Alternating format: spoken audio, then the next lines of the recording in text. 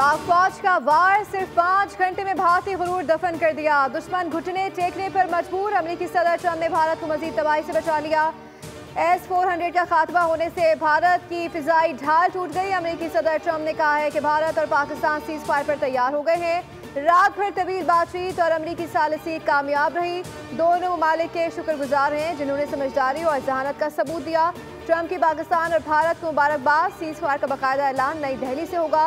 वज़ीर ख़ारिजा इसहाक डार बोले, पाकिस्तान और भारत ने फौरी जंगबंदी पर इत्तेफाक किया है। ट्रंप की ट्वीट से साबित हो गया कि पाकिस्तान को भारत से कमतर ताकत नहीं समझा जा सकता। पाकिस्तान जिंदाबाद।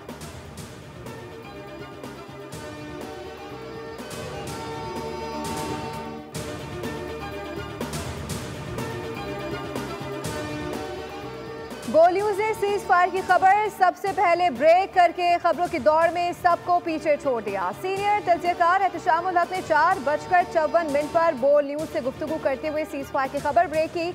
अमेरिकी सदर ट्रंप ने 5:03 पर ट्वीट करके तस्दीक कर दी। जंग से अम तक बोल न्यूज़ ने पहुंचाई हर खबर सबसे पहले। झूठ के मलबे से सच की तलाश में बोल रहा सबसे आगे। जंग के महाज पर बोल रहा अफवाज के साथ।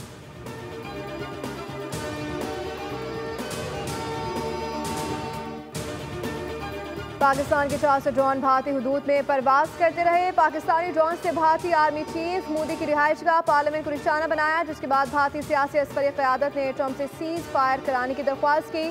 सीनियर तज्जियाकार एहतशामुल हक की बोल से गुफ्तगू। कहा, भारतीय आर्मी चीफ और मोदी के बंकर्स में छुपने की इत्तलात भी हैं।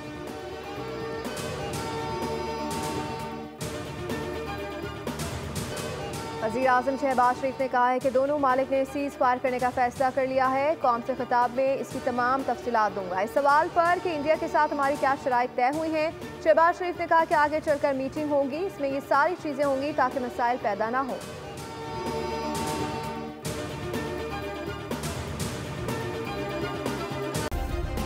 सब्सक्राइब करें और बेल दबाएं ताकि कोई खबर रह न जाए।